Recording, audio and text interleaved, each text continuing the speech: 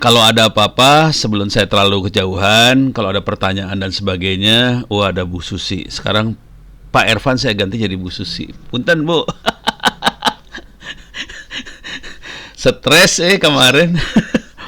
Kalau ada apa-apa silakan. Kalau ada pertanyaan-pertanyaan dari yang kemarin-kemarin, silakan ditulis di chat. Saya akan bereaksi dengan baca chat dulu, gitu ya. Nah, saya akan share screen untuk materi hari ini.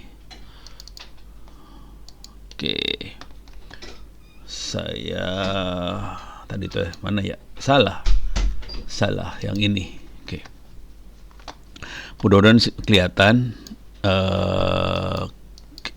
Ups, ya.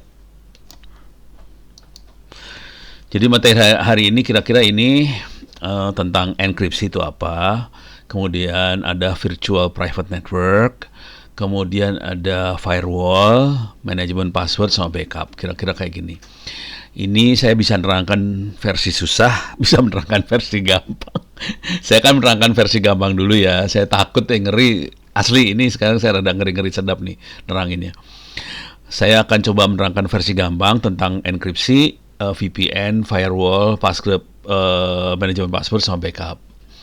Mungkin dari yang gampang dulu ya sebelum terlalu jauh-jauh. Yang paling gampang adalah backup. Dan ini backup cukup fatal karena ini kejadian banget sama pusat data nasional.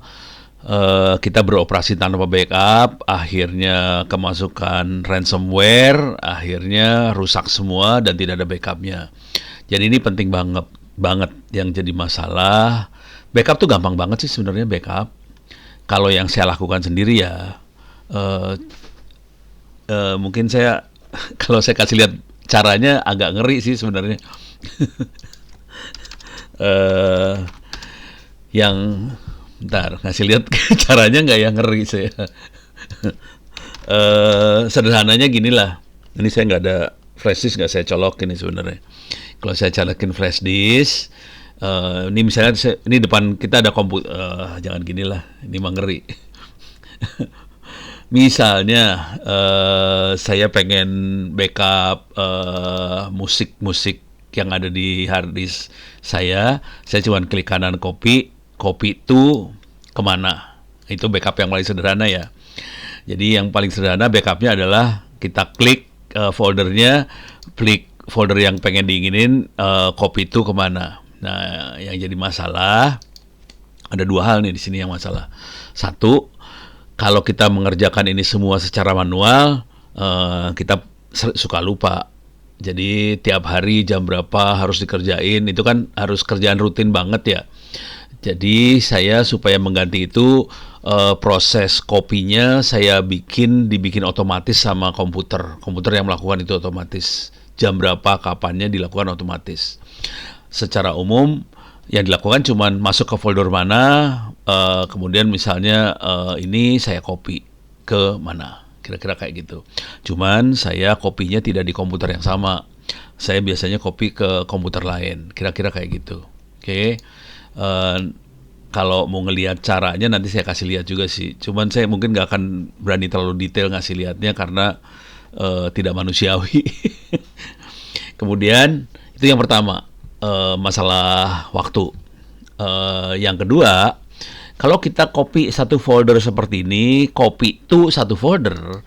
Kalau tidak ada perubahan di folder itu, kita copy ulang, jadi kita buang-buang waktu dong.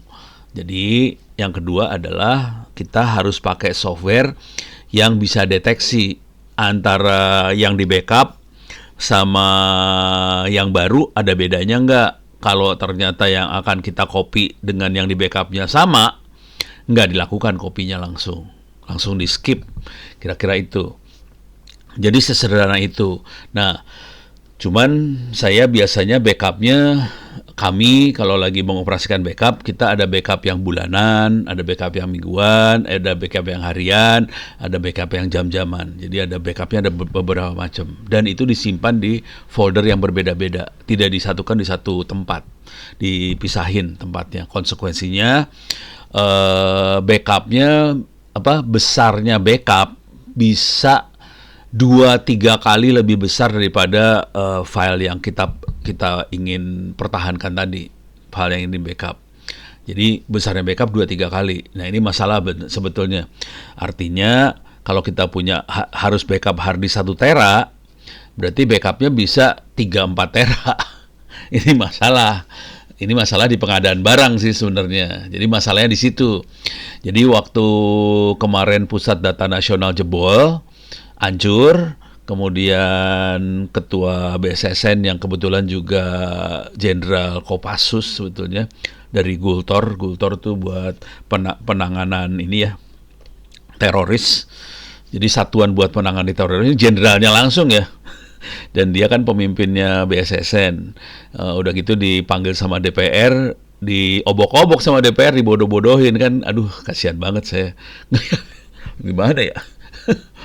Yang salah bukan BSSN soalnya, yang salah adalah yang ngerjain proyek PDN ya, sebenarnya kan jadi masalahnya kayak gitu. Nah, kalau saya sering sekali jalan di teman-teman pemerintahan. Masalah besar di pemerintah adalah pengadaan barangnya sih. Jadi seringkali waktu kita mengadakan sebuah sistem, kita mengadakan ya buat sistem itu aja, tapi tidak ada pengadaan barang untuk backup. Masalahnya dengan backup adalah anggarannya 2-3 kali dari anggaran yang kita alokasikan buat sistem yang kita rancang tadi. Paling tidak anggaran harddisknya ya. Harddisknya 2-3 kali dari anggaran yang kita sediakan ini tadi. Jadi misalnya harddisknya 500 terabyte ya kita harus anggarkan 500 kali 3. Pingsan nih urusan. Jadi harusnya gede banget sebetulnya yang harus dialokasikan. Ini masalah besar. Jadi mudah-mudahan kebayang bahwa masalahnya seperti itu. Saya kasih icip-icip sedikit teknik backupnya. Saya kasih icip-icip sedikit aja ya. Saya biasanya kalau kita melakukan ini semua, biasanya kita tidak melakukan di Windows biasa. Kita melakukannya di server. Jadi saya akan masuk ke backup. Nih, bentar, ada yang backup yang rada, nih, wah ini macam-macam banget ya.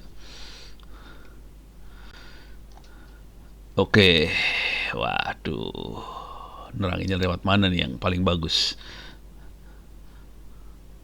Oke, ya udah, pakai ini langsung lah luar kepala saya. Jadi kalau kita ingin membackup harddisk mau di backup, jadi harus bisa di copy langsung. Dan ini biasanya saya lakukan kalau saya pengen ngopiin harddisk buat server sekolah. Ini kebetulan kita punya inisiatif buat ngasih server buat sekolah-sekolah di Indonesia free. Di dalam servernya itu ada perpustakaan digital, ada Wikipedia, semuanya offline, tidak perlu pakai internet, tidak perlu di-online kan, harusnya offline. Nah kita biasanya perintahnya DD, perintahnya kayak gitu, saya gedein lah hurufnya. Kalau tadi yang waktu pertama kali saya kasih lihat adalah backupnya folder di backup. Kalau DD ini di backup harddisk copy ke harddisk. Jadi ada harddisk 500 giga di copy ke 500 giga. Jadi DD input file sama dengan harddisk ini saya pakai bahasa manusia ya. Harddisk 1 di copy output file sama dengan harddisk 2. Jadi bisa seperti itu. Ini DD satu perintah yang. Tapi ini harddisk ke harddisk. Kalau kita mau copy folder CP itu copy folder. Oke. Biasanya folder A di copy ke ini saya pakai bahasa manusia. Praktek benernya nggak seperti ini sih, perintahnya lebih rumit sedikit daripada ini. Jadi saya pakai perintah copy. Oke. Kemudian satu lagi, tapi kalau DD CP itu apakah kita sudah punya atau belum punya, semuanya di copy semua file-filenya. Jadi di copy ulang semuanya. Nah, kalau kita pengen supaya ngopi hanya file yang belum pernah di copy, kita pakai namanya rsync. Rsync ini akan ngopi yang belum pernah di copy. Misalnya rsync update sama rekursif. Wah, rekursif tuh pokoknya folder sama bawah-bawahnya di copy semua nih. Eh, nggak usah terlalu dimasukin ke hati ya. Pokoknya rsync itu nanti kita ada sumber A ke tujuan backup. Bentuknya ini folder biasanya. Tapi tujuannya kalau saya seringkali bisa salah satu ya, bisa sumbernya dari komputer lain tujuannya ke folder di komputer kita, bisa aja sumbernya dari komputer kita tujuannya ke komputer lain. Jadi bisa antar komputer kayak gini, rsync ini, gitu ya. Jadi kalau diulang lagi, ada yang namanya DD, itu copy harddisk ke harddisk. Ada yang namanya CP, itu copy folder ke folder. Tanpa dicek ini udah ada kopinya atau belum, langsung timpa aja semua. Satu lagi yang sering saya pakai banget, rsync. Kalau rsync ini dia akan cek dulu, ini filenya udah ada belum. Kalau filenya udah ada, nggak akan ditimpa. Kalau filenya ada tapi beda jam, beda waktunya, jadi timenya di file itu beda, dia akan timpa. Kalau file di sebelah sana waktunya udah lama gitu. Jadi dia akan lihat ini besarnya beda nggak. Kalau besarnya sama, waktunya sama, nggak akan ditimpa. Jadi rsync lebih bagus sih sebenarnya. Jadi saya selalu seringkali nge-backup pakainya rsync. Itu. Jadi 3 itu yang kita pakai. Kemudian kita harus bikin schedule, jadwal, tanggal berapa, jam berapa, atau hari apa, jam berapa kita akan backup. Kita bisa bikin penjadwalan sih. Kalau di server penjadwalannya biasanya pakai ini nih, cron tab. Gak usah dimasukin ke hati ya yang ini mah. Pokoknya tahu ada proses penjadwalan lah. Nah, ini saya akan masuk pakai nomor 3 aja. Nah, ini bisa di cron. Contoh penjadwalan, ini ada tulisannya, mana mouse saya teh. Ini menit, hour, day of month.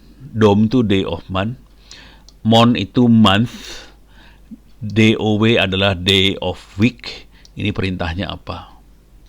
Jadi saya bisa bikin jadwal jam menit berapa, jam berapa, tiap hari apa, tiap bulan apa, tiap hari apa dalam 1 minggu, perintahnya apa. Misal tiap menit 0 jam 0, jadi menit 0 jam 0, jam 12 malam maksudnya. Tiap hari saya kasih bintang, tiap bulan saya kasih bintang, tiap hari dalam 1 minggu saya kasih bintang. Jalankan perintah apa, misalnya rsync apa gitu, dibikin lengkap ya. Rsync dari folder ini ke folder mana. Jadi dengan cara itu tiap jam 12 malam kita akan backup ini semua. Nah, ini Bapak Ibu nggak perlu menghafal perintah ini, biarin nanti orang IT yang mengerjakan yang lebih detailnya. Tapi kita sebagai manajer tahu, oke, sistem harus backup. Dan backup itu ada macam-macam backup. Ada yang di backup harddisknya, ada yang di backup foldernya, ada yang di backup filenya. Filenya juga ada teknik yang lebih efisien. Dia hanya backup file yang berubah. Bisa juga kita terus kita pakai timer, tanggal, jam, segala macam, supaya dia bisa ngatur. Ada yang backup bulanan, ada yang backup mingguan, ada yang harian, ada yang jam-jaman dan sebagainya. Gitu. Ini kerjaan serius, harus dikerjakan sih sebenarnya. Nah, yang jadi masalah karena keterbatasan anggaran, akibatnya kita mentolerir sistem beroperasi tanpa backup. Dan itu berbahaya sekali sih sebenarnya. Kalau saya nggak berani. Ini saya buka rahasia aja ya. Saya di rumah semua data di backup di 2 server. Isinya sama. Datanya ono itu, data orang pribadi loh. Data kerjaan di backup di 2 server. Data itu bisa aja data kerjaan, tapi kadang-kadang data juga bisa berupa foto-foto yang ada di HP. Jadi saya punya album juga, albumnya di copy. Kalau album kebetulan bukan hanya di server ada, cuman ada di folder juga. Saya kasih lihat lah, kalau enggak foto album ya, album foto. Nah, ini foto albumnya. Ini lagi ngakses bentar. Iya, lemot. Mudah-mudahan rada bisa diakses. Kenapa jadi lemot? Ini dia. Nah, ini foto-foto albumnya di copy di server.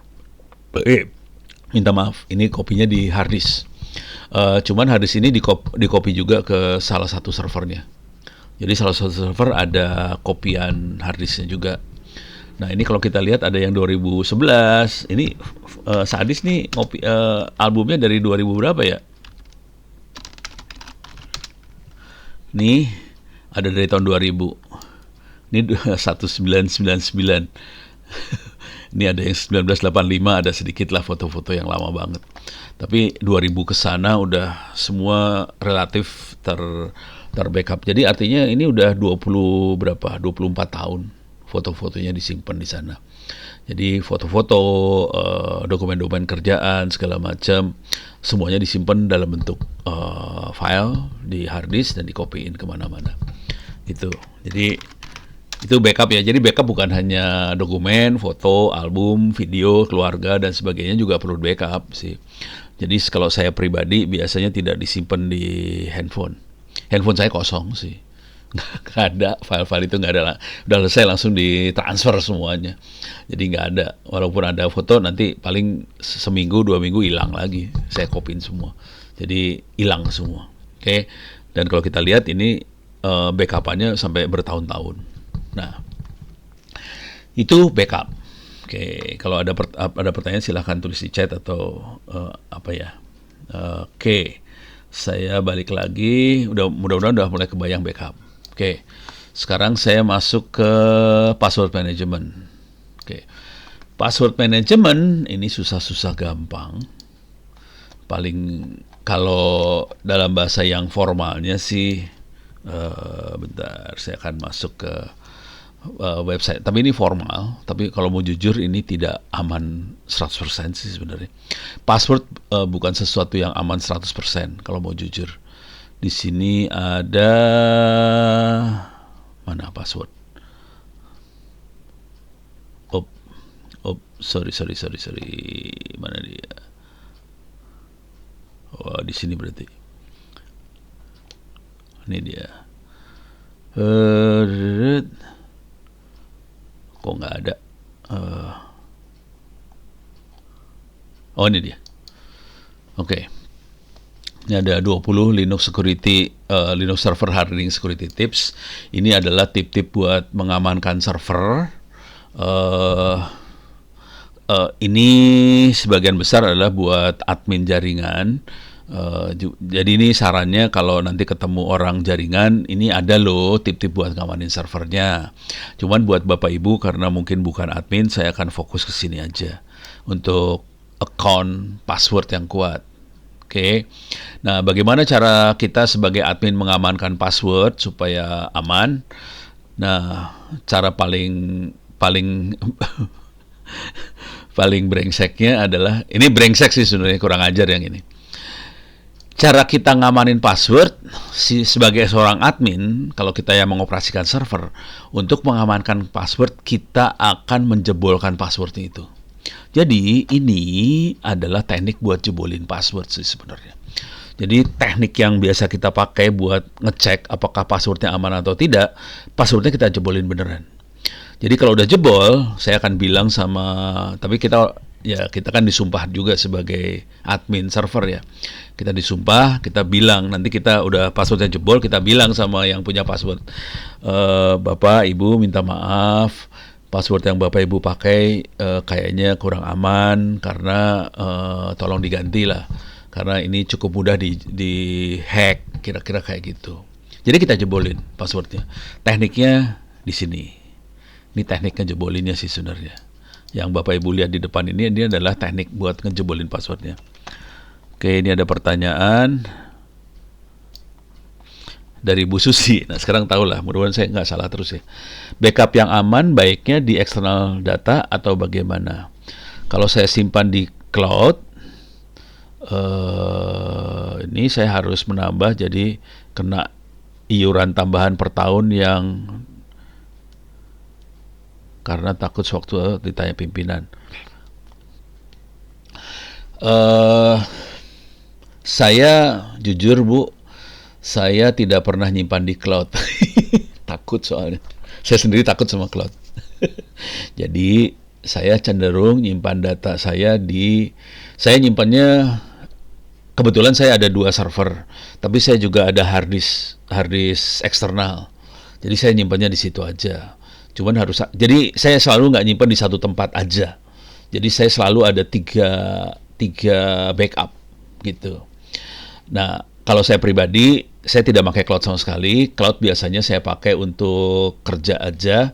Misalnya saya harus edit dokumen sama beberapa orang sekaligus, atau saya kasih lihat lah kondisi cloud saya ya, biar kelihatan.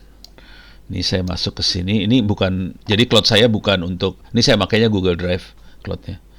Ini jaringannya parah banget di rumah saya sekarang. Ini saya masuk ke Google Drive. Dokumen-dokumen yang ada di Google Drive saya, ini adalah dokumen kerjaan sih.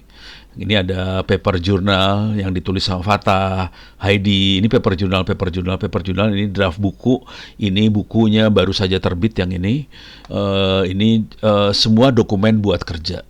Jadi memang kerja. Tapi kalau kerjanya sudah selesai, biasanya saya download, saya taruh di hard disk saya.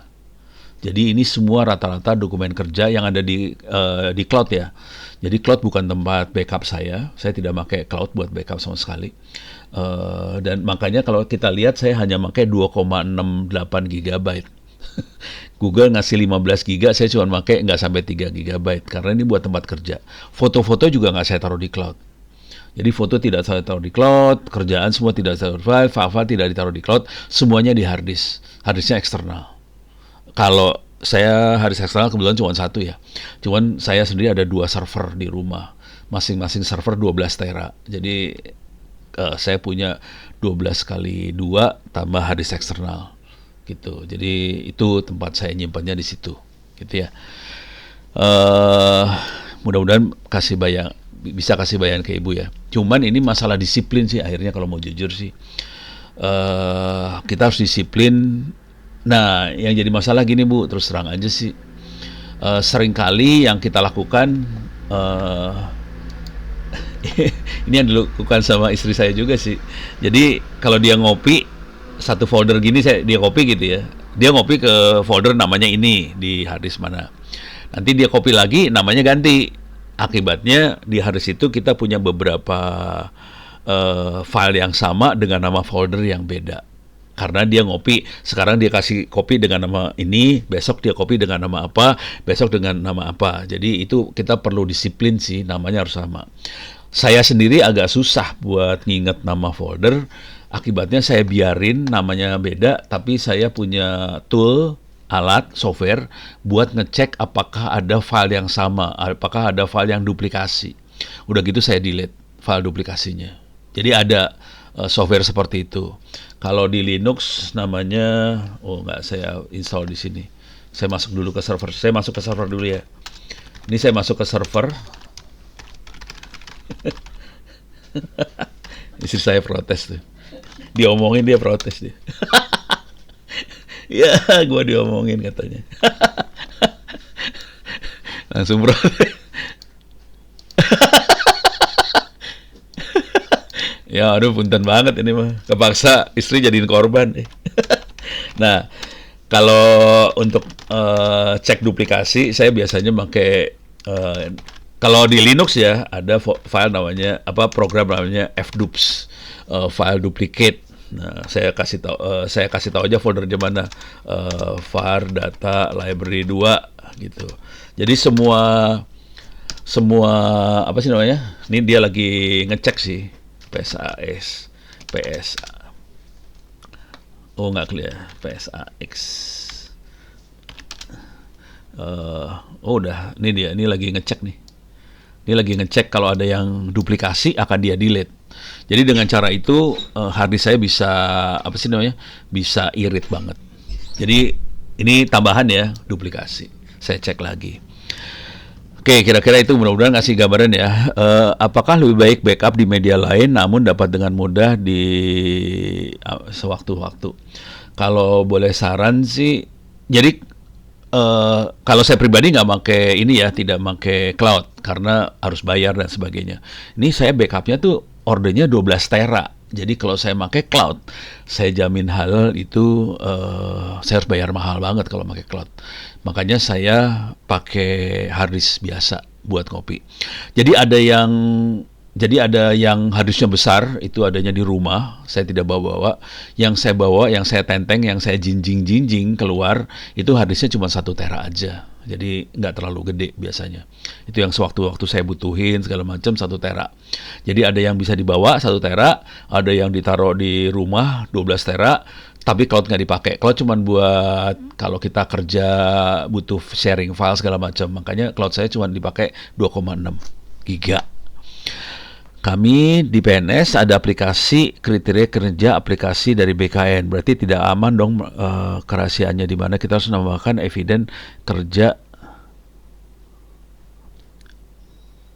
Kenapa tidak aman? Saya lagi mikir apa hubungannya backup sama tidak aman nih. Ini kalau boleh dijelasin lagi nih. Jadi ini pertanyaannya, kami PNS ada aplikasi terkait kinerja, aplikasi dari BKN. Oke. Berarti tidak aman kerahasiaannya, di mana kita harus menambahkan eviden kerjanya kegiatan. Tidak aman tuh nggak tahu, ini saya harus nyamain persepsi. Kalau kita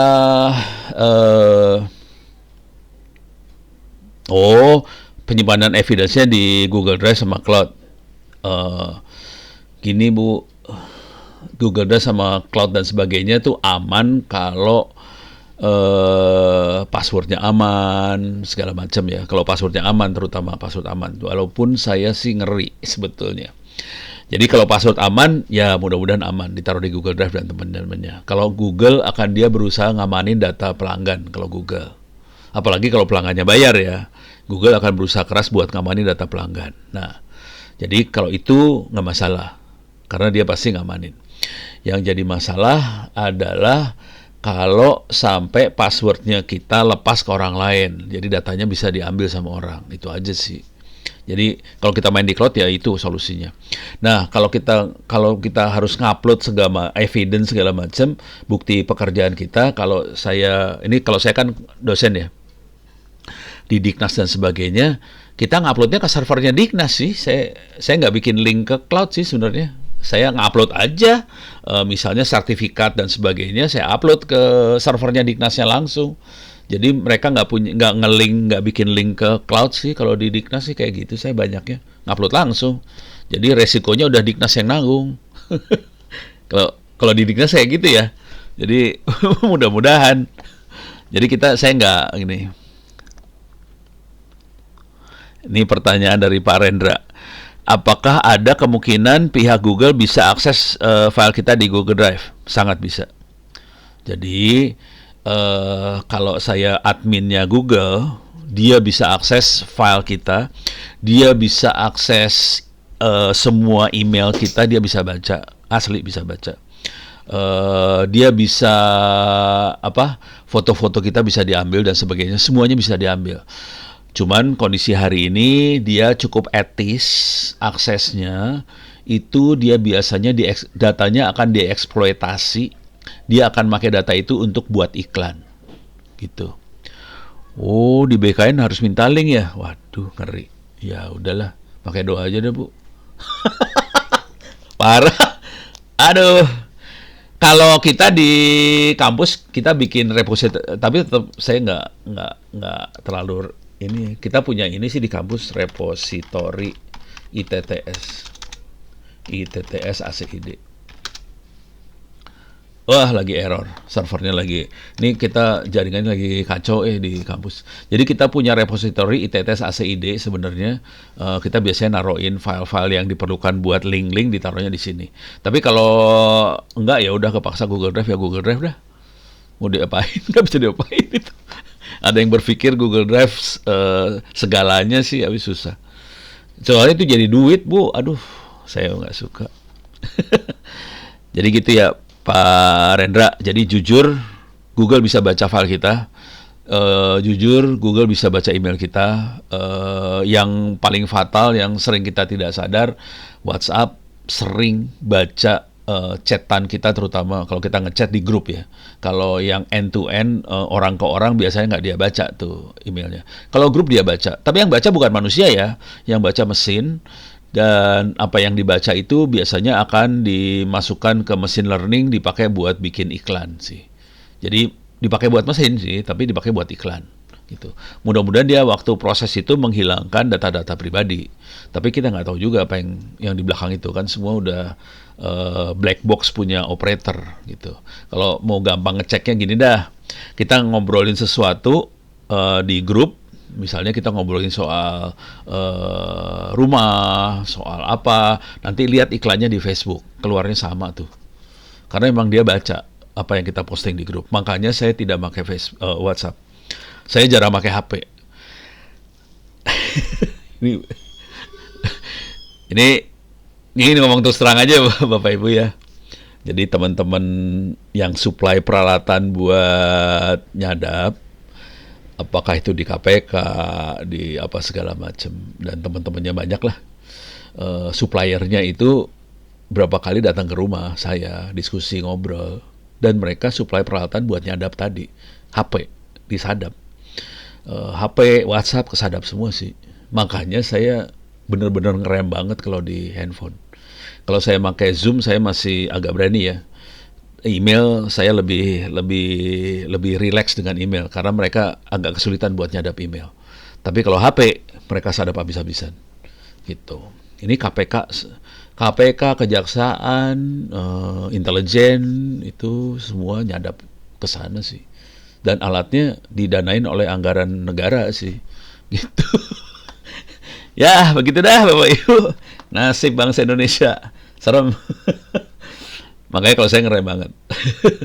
Aduh, serem ngomong kayak ginian sebenarnya. Udah, jadi loncat. Saya lanjut ya. Kalau ada apa-apa silakan ditanya. Saya bikin orang serem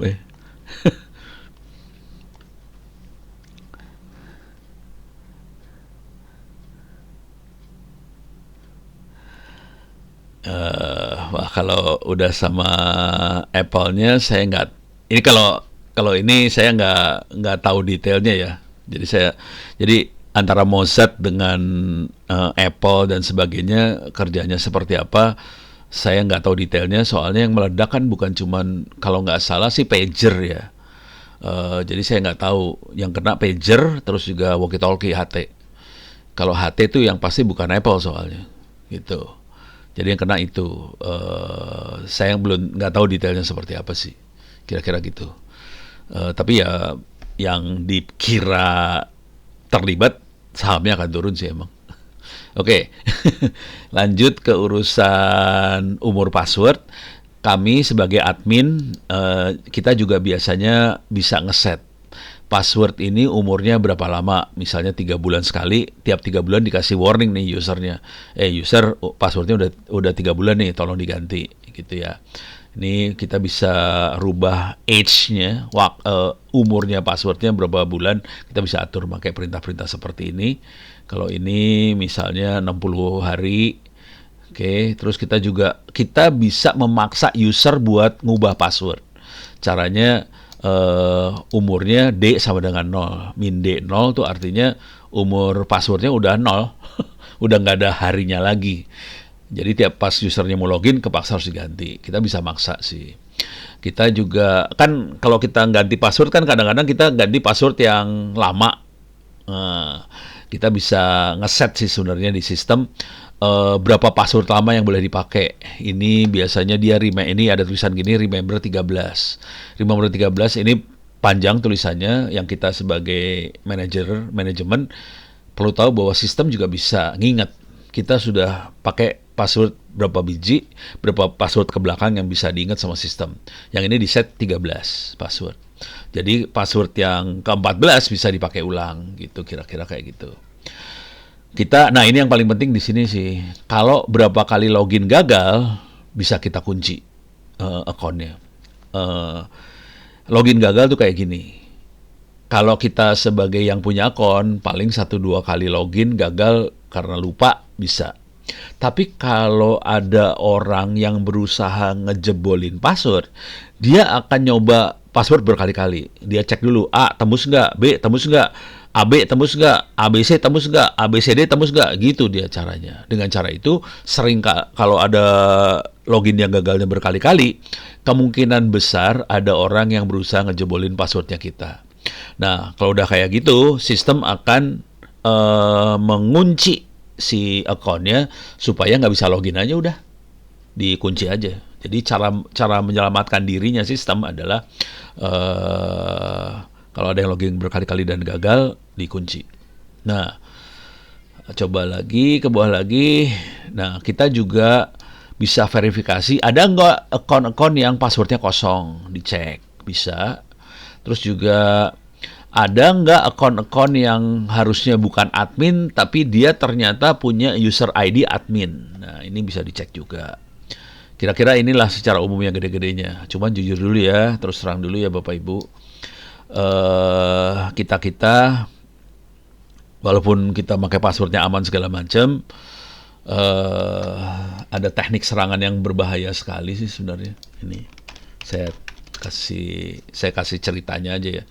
Kalau saya lagi ngajar, saya demoin beneran sih sebenarnya. Kalau yang di depan saya orang-orang IT bener, saya demoin banget. Ini tekniknya adalah serangan man in the middle. Jadi man in the middle attack. Serangan man in the middle. Globalnya kira-kira kayak gini lah. Bentar saya cari ininya ya. Konsep disederhanakan. Jadi serangan man in the middle kira kayak ini saya geser biar enak lihatnya nih. Yang normal, si korban akan berkomunikasi ke internet seperti ini yang normal. Jadi korban dia nge-web ke internet, dia browsing, dia chatting apa segala macam ke internet. Itu yang normal. Nah, kalau ada man in the middle, ini ada penyerang, ada di tengah sini.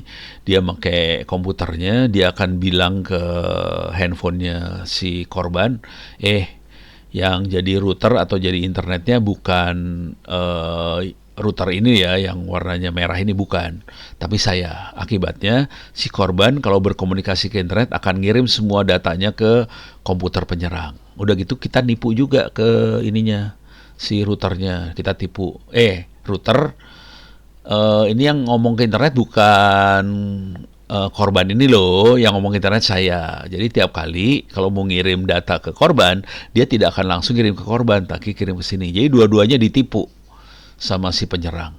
Oke.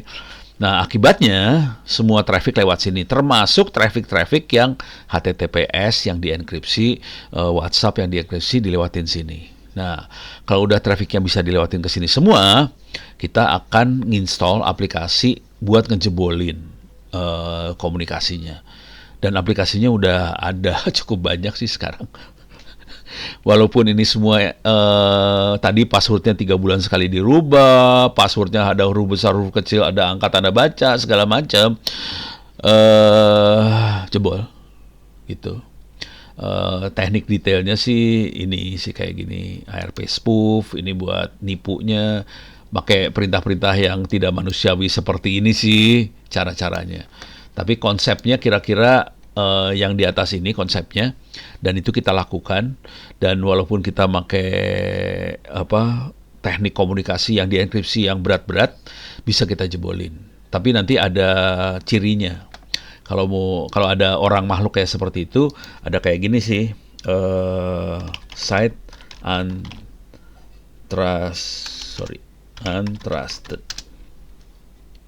Saya kasih gambarnya ya. Jadi kalau kita nge-web, keluar ada kayak gini-ginian. Saya gedein. Bisa nggak? Nih kayak gini. Keluar ada sertifikat, site security certificate is not trusted. Jadi kalau ada keluar seperti ini, kemungkinan ada orang di tengah yang sedang melakukan serangan. Jadi kalau ada kayak gini, jangan anggap remeh. Karena ini serius, beneran. Nah, kejadiannya ini kalau sebagai auditor, kita akan bisa ngaudit seperti ini. Jadi kita biasanya ngaudit help desk. Waktu itu yang kita audit help desk-nya punya perbankan. Nah, kita jadi orang yang nyerang, kemudian ada pelanggan bank ini mau melakukan internet banking di WiFi yang terbuka. Kemudian kita tipu sistemnya supaya melakukan man in the middle attack. Keluar kayak gini. Udah gitu si pelanggannya nelpon dong ke helpdesk-nya bank. Bang, ini keluar kata-kata site security certificate is not trusted. Terus saya harus ngapain? Biasanya bank akan sarankan gini. Ini yang helpdesk yang tidak baik ya. Dia akan ada tulisannya, ada menunya nih, proceed anyway. Nah, kalau helpdesk-nya nggak ngerti security, dia akan bilang, Bapak, Ibu, silahkan klik aja tuh tombol proceed anyway. Ya udah, jebol ini kalau dikerjain kayak gini. Dan beberapa bank helpdesk-nya melakukan seperti itu. Jadi kita sebagai auditor, kalau kita lagi jadi auditor, kita akan ngaudit kayak gini-ginian. Jadi yang diaudit bukan hanya sistem ya. Jadi prosedur helpdesk, sistem support atau IT support yang ada di institusinya kita cek. Dia bereaksinya benar apa salah gitu. Nah ini jadi itu pentingnya auditor security sih. Kita ngecek bener nih si prosedurnya bener apa salah, orangnya bisa kita bohongin kagak gitu. Kayak gitu-gitu dicek banget. Kalau yang lebih parah sih, kalau teman-teman saya suka kurang ajar banget sih. Mereka nyamar jadi tukang bersih-bersih AC lah, benerin listrik lah, masuk sampai ruangannya bos. Udah, data diambil, bawa flash disk, copyin data. Kejadian, itu jangan khawatir. Itu beneran dilakukan sih. Tapi bukan di pemerintah waktu kemarin ya. Karena yang bayar tuh rata-rata yang bayar gede kayak gitu tuh bank biasanya. Minta maaf. Banknya ngasih duit ke teman-teman saya ini buat tolong dong tes sistemnya kita. Dites bener-bener dia dihajar beneran sampai kayak ginian gitu. Udah kalau udah kayak ini terjadi, si pimpinan kan kita kasih laporan nih kondisinya kayak gini, ini kita bisa jebolin caranya kayak gini nih, jebolin. Jadi security-nya satpamnya ternyata kita bisa bohongin dengan cara kayak gini, helpdesk-nya kita bohongin dengan cara gini, ditegur itu satu-satu semua. Satpam ditegur, helpdesk ditegur, semuanya pada ditegur-tegurin semua. Ya saya kasihan juga sih, tapi ya dunia security emang keras sih kayak gitu, kerasnya, sadis banget. Udah mulai kebayang ya. Jadi ini adalah cara kita melakukan auditing sih sebenarnya, lebih ke audit. Oke.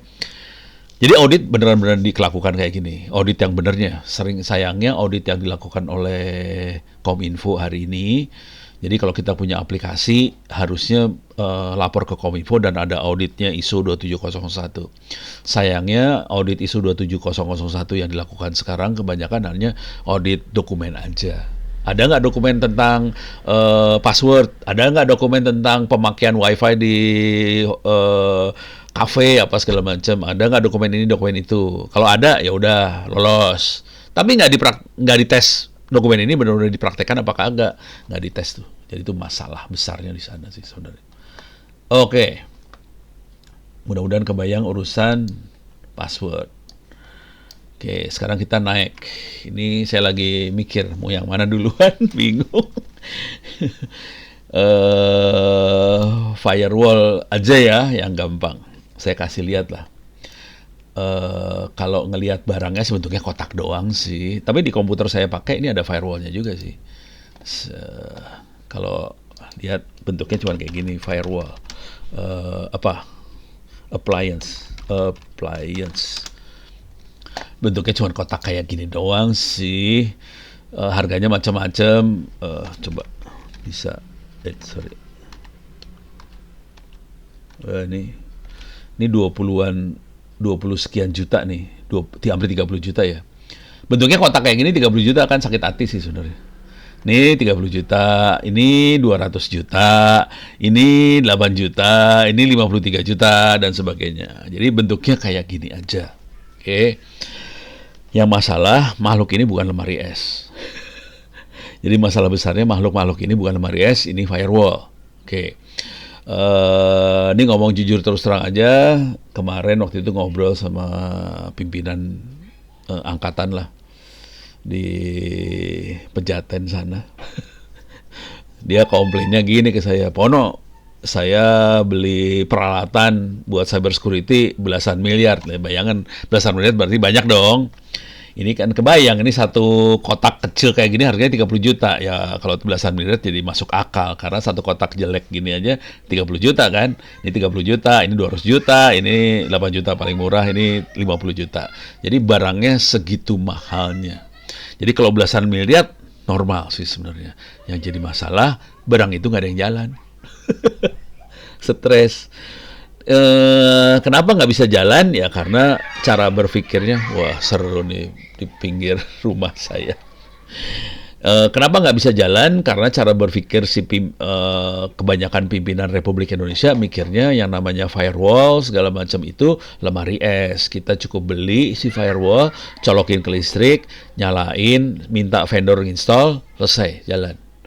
Padahal kalau kita lihat lebih lanjut, yang namanya firewall itu komputer. Kita harus konfigurasi. Nah, kalau nggak dikonfigurasi, ya dia jalan sih, cuma tidak berfungsi dengan baik. Akibatnya ya jebol, tetap nggak berfungsi. Untuk bisa konfigurasi, bisa berfungsi, kita butuh manusia yang pinter. Itu masalah paling besarnya adalah manusia pinter sebenarnya. Bukan firewall yang mahalnya sih sebenarnya. Nah, sekarang saya kasih lihat firewallnya langsung ya. Oke, saya gedein aja. Ini di komputer saya langsung. Oke, ada firewallnya, jangan khawatir. Firewallnya free, nggak usah bayar apa-apa. Bisa diakses pakai program ini, IP tables, min L. L to list. Apa aja perintah yang ada dalam. Waduh, banyak banget ini mah. Parah, jangan. Gimana ya caranya? Ya udahlah. Ini ribet ngelihatnya sih. Kalau udah kayak gini ribet ini. Karena saya kebetulan udah banyak konfigurasi di sini ya. Saya coba list. Oke. Bisa. Oke. Min N. Nah. Ini ribet banget sih. Kondisinya ribet. Saya kasih lihat firewall yang nggak terlalu ribet ya. Coba ini ada server yang udah saya jalanin buat demo-demo. 209. Saya akan masuk ke server.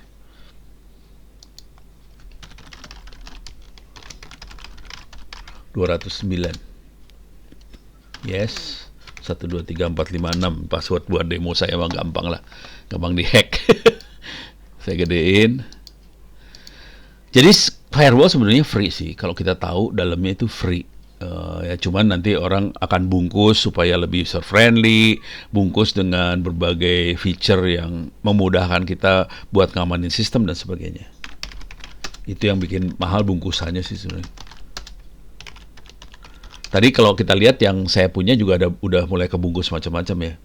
Nah ini IP tables min L. Ini sedikit banget. Perintahnya cuma kayak gini doang. Dan ini kosong kondisinya. Ini firewall itu bisa kosong kayak gini.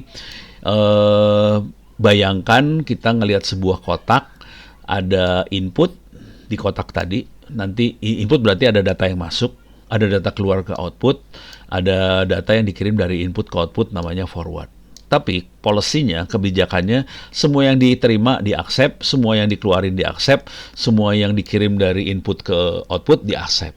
Kondisinya dengan settingan seperti ini, kita bisa tahu bahwa apapun yang masuk diterima, apapun yang mau keluar dikeluarin, apapun yang mau dilewatin. Akibatnya, ya kita punya firewall, tapi tidak berfungsi sebetulnya. Karena semuanya bisa lewat.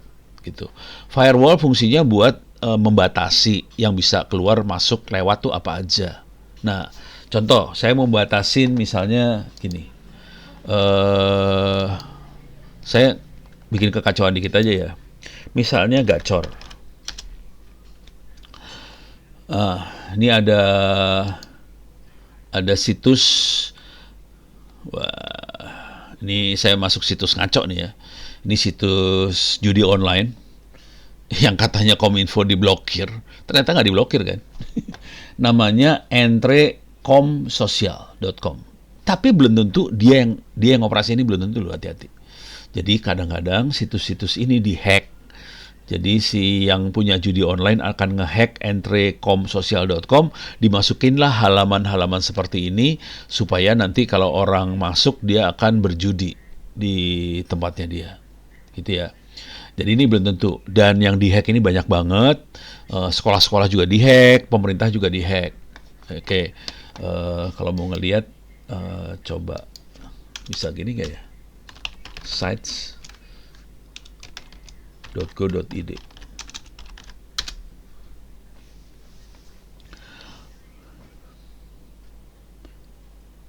Nih ya. Ini saya coba fokusin di site GoID aja yang jebol sama situs gacor. Nih coba lihat ini apa.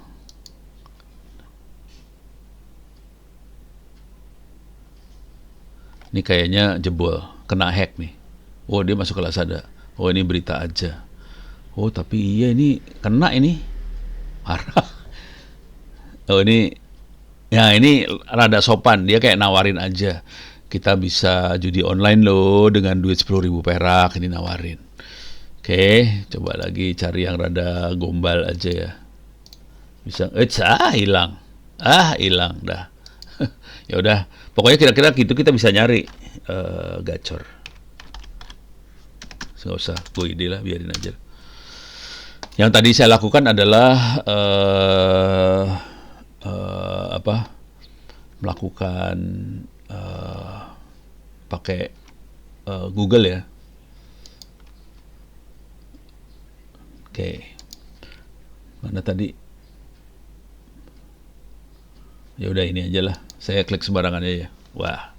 Nah, ini contoh yang nggak beres.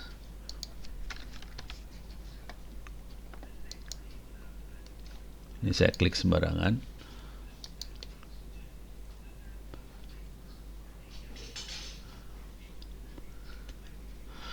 Oh, udah diblokir sama Kominfo yang ini. Ratskit. Ini udah kena blokiran Kominfo ya. Oke. Terus coba yang ini kena blokir kagak. Yang tadi nggak keblokir sih. Yang tadi nggak blokir ya. Wah ini keblokir Kominfo nih kayaknya.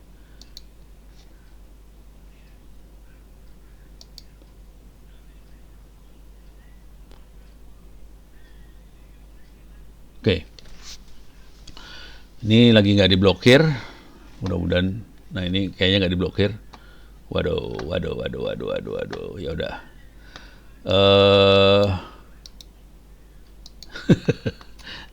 Ya minta maaf, ada gambar yang ngaconya juga. Oke.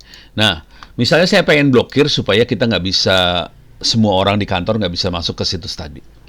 Jadi teknik yang saya pakai adalah saya harus nambahin situs tadi ke dalam sini. Oke. Cuman saya ini kan di server, saya akan nambahin di sini nih. Oke. Caranya adalah gini. Saya cek dulu situs ini IP-nya berapa. Bapak Ibu nggak usah ini ya, nggak usah nyatet ini perintahnya apa. Cuman langkahnya adalah karena semua komputer di internet bekerja dengan nomor, saya harus tahu www.rsud Samsudin itu nomornya berapa. Nah, saya cek dik, saya dapat nih nomornya adalah ini 103 236 188 49. Supaya semua komputer di kantor tidak bisa berhubungan sama RSUD Samsudin, caranya berarti saya harus masukin ke IP tables, insert di output,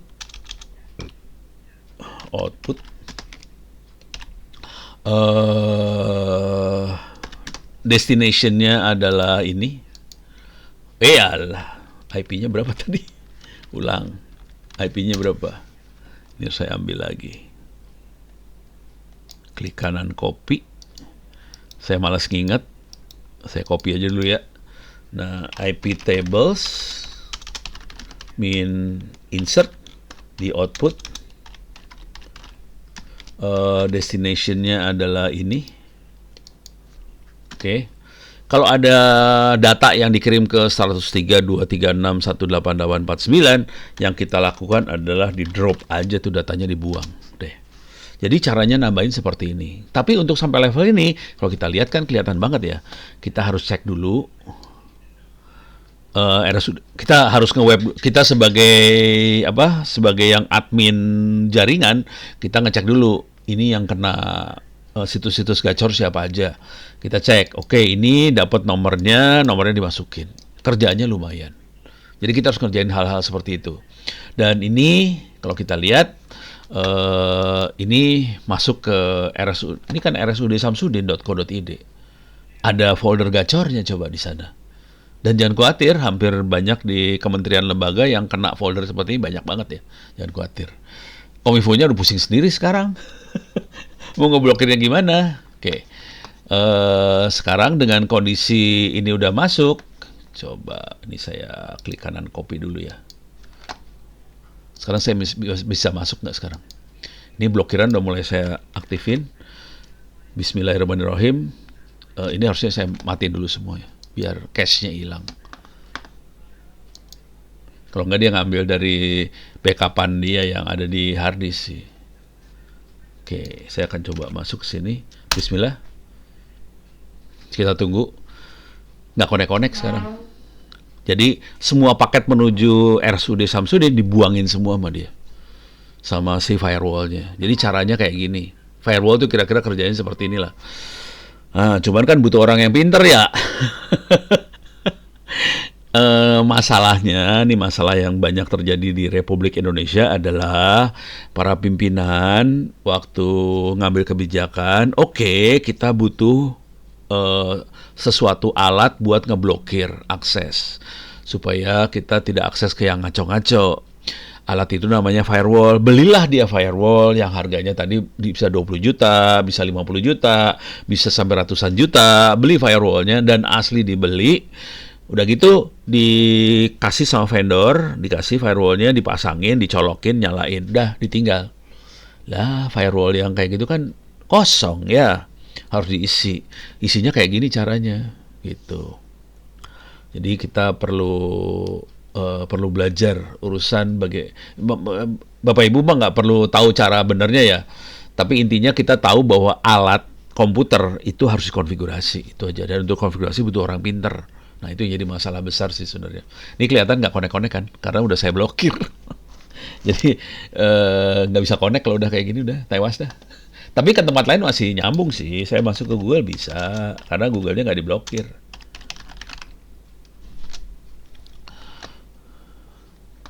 Ini masuk ke Google, saya masuk ke mana misalnya maritim, WID, masih masuk lah ke maritim, mah santai aja, nggak diblokir. Jadi gitu caranya. Yang ini tetap nggak akan connect, soalnya paketnya nggak diterusin, kita buang semua paketnya.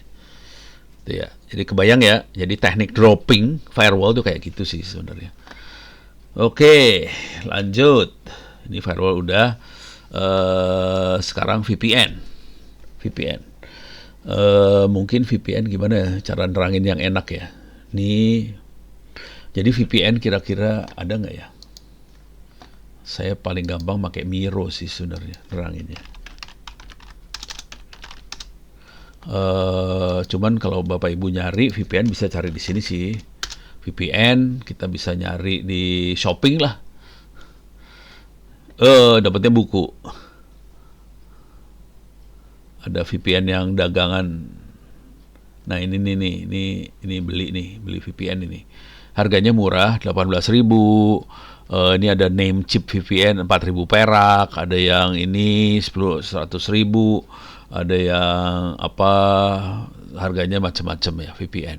Nah, makhluk apakah ini? Saya mungkin untuk lihat makhluknya paling gampang tuh kita masuk dulu saya akan masuk ke Miro. Miro.com itu buat apa ya? Buat mind mapping. Jadi kita bisa gambar, tapi gambarnya bisa rame-rame. Jadi kalau saya kasih URL-nya ke Bapak Ibu di chat, Bapak Ibu nanti bisa ikutan gambar bareng sama saya sih. Ini buat mind mapping, ini enaknya buat diskusi sih. Kalau banyak satu tim, terus kita nyamain persepsi. Cara nyamain persepsi bisa lewat gambar, lewat tulisan kan. Yang sering kita lakukan lewat tulisan. Kalau ini lewat gambar sih, enak banget sih. Kalau udah sering mainan kayak gini, mind mapping. Oke, saya akan masuk mind mapping ini. Dan saya akan gambarkan yang namanya VPN seperti apa. Wah.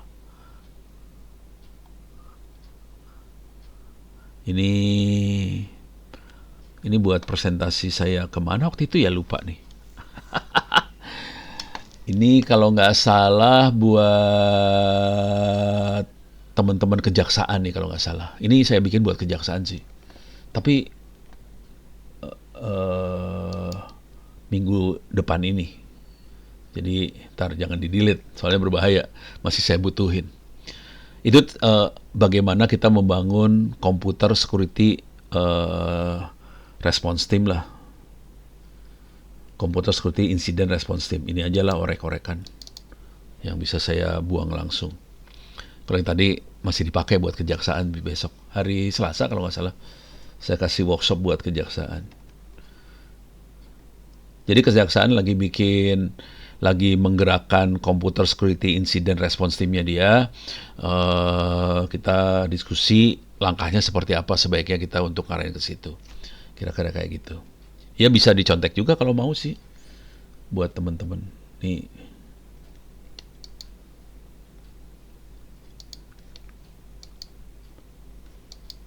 Bentar. Oh alah. Nggak mau dia lebih dari 3.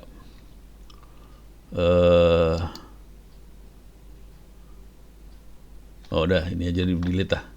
Lebih enak delete ini.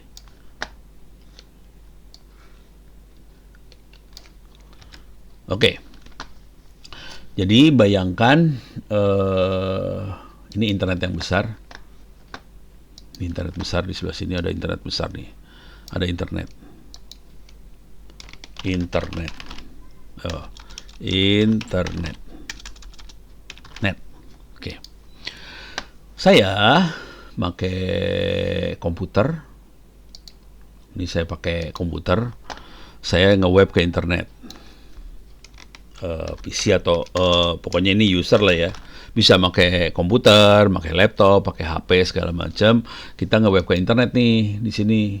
Oke. Jadi saya sambungin dari sini nge-web ke sini. Oke. Konsekuensinya dengan saya nyambung seperti ini, oh ya kalau mau di-sharing supaya Anda semua, saya iseng aja ya, saya sharing aja ya. Kalau mau login bisa, jadi kalau mau iseng boleh. Ini ada tombol share sebelah kanan atas. Saya klik share, saya dapetin ini misalnya orek-orekan. Save. Oke, saya bisa can edit atau view aja ya.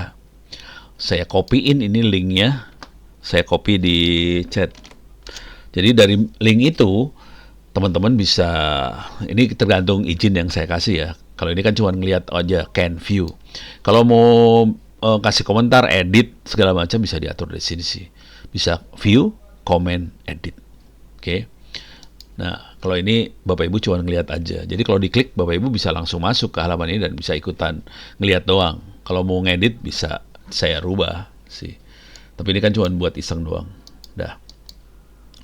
Jadi kalau yang normal, user akan akses ke internet seperti ini. Jadi user pakai handphone, laptop, dan sebagainya, gadget, dia masuk ke internet seperti ini. Akibat dari sini, internet juga bisa masuk ke sini, ke user. Bisa. Dan kita bisa tahu di internet, kita lokasinya di mana. Di Jakarta, di mana kelihatan dari nomor IP yang dipakai. Kelihatan sebenarnya di mana kita. Nah, supaya kita bisa aman, ini kan hacker bisa ngelihat nih. Ini kalau ada hacker, hacker bisa ngelihat dari sini nih. Oh, itu salah kebalik ya.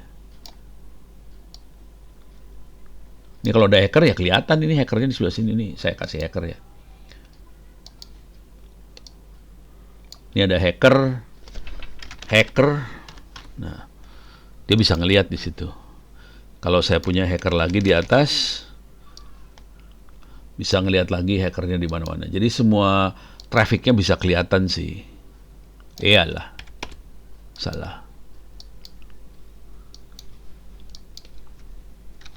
Oke.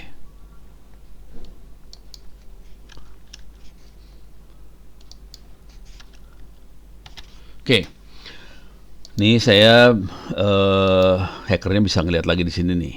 Oke, banyak hacker bisa ngelihat. Ini kalau tanpa VPN ya, hacker bisa ngelihat apa yang dikomunikasikan. Wih, keren. Bu Susi.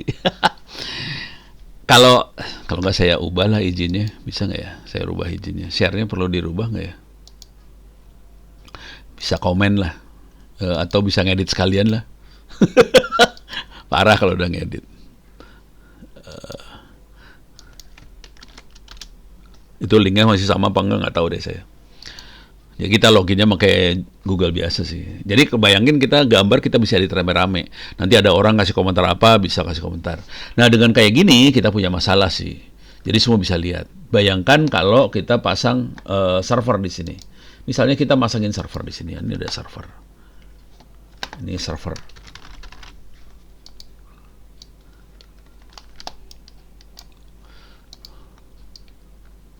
Oke.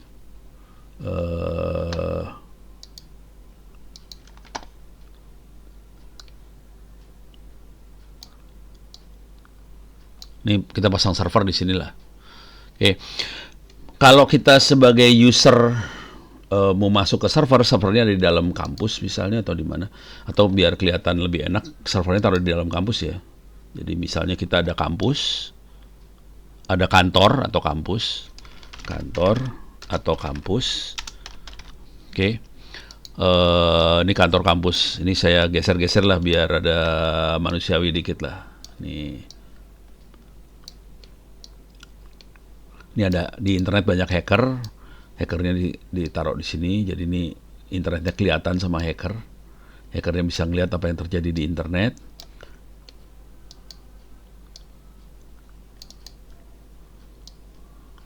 Hackernya nyadap internetnya. Nah ini ada kantor atau kampus. Nah servernya ditaruh di dalam kampus sini. Oke. Nah yang jadi masalah, oh sama dengan GDOC Canva ya? Iya bisa jadi sih. Saya kebetulan nggak pakai. Minta maaf saya belum pernah pakai. Ini saya dikenalin sama teman-teman di apa? Economic Forum apa sih namanya? Yang di Swiss lah. Jadi waktu itu saya gabung sama mereka minta masukan soal AI buat negara berkembang dan sebagainya. Terus mereka kalau lagi diskusi selalu pakai kayak ginian. Wah menarik juga nih. Kita bisa main mapping bareng-bareng. Ya, akhirnya sejak itu saya mulai pakai. Oke balik lagi ke sini. Oke, misal kita punya kondisi seperti ini, ada kantor atau kalau di universitas kampus ya, kita ada server di dalam kantor atau kampus dan kita pengen memberikan layanan buat user bisa akses ke server ini. Nah biasanya caranya supaya user bisa akses ke server, kalau user biasa akses ya udah kepaksa servernya kita taruh di sini, taruhnya di sini. Secara fisik ada di kampus, secara fisiknya ada di kampus gini, cuman kampusnya disambungin ke internet, bisa kayak gini, atau kantornya taruh di internet. Jadi ada sambungan dari internet ke kantor atau server. Nah terus ini bisa nyambung semuanya. Jadi nanti kita bisa masuk dari sini ke kampus terus ke server. Kalau mau aman, kalau ini kampusnya, kalau ada user di dalam kampus mau akses, caranya ya cuman ini. Kalau ada user di dalam kampus, ini ada user. Salah. User. Salah lagi. User. Oke. Kalau user dalam kampus mau akses ya usernya tersambung ke WiFi di kampus, nanti dia dari WiFi lewat jaringan kampus atau di kantor, WiFi di kantor, nanti dia masuk ke servernya. Servernya punya sambungan ke user dalam kampus sama ke internet ini. Yang ini jadi masalah nih sebenarnya. Ini jadi masalah karena dia lewat internet. Di internet ada hacker segala macam. Nah, bagaimana kita bisa berkomunikasi di sini tapi di sini aman? Cara yang biasanya kita pakainya HTTPS. Kecil hurufnya.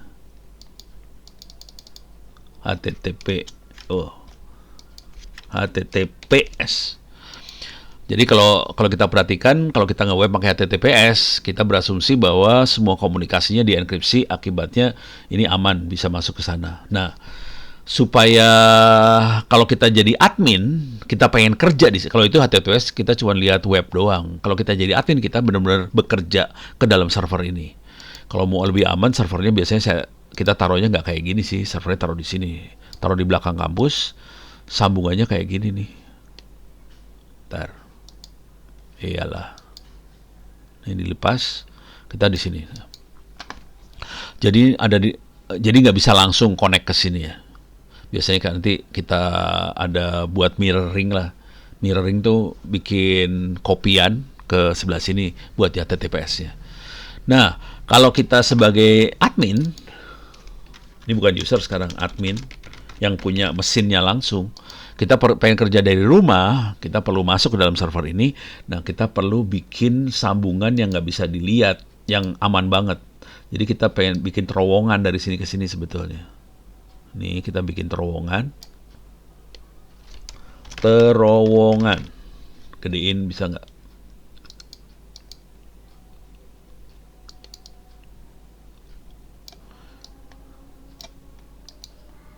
Kita bikin terowongan yang aman dari sini ke sana.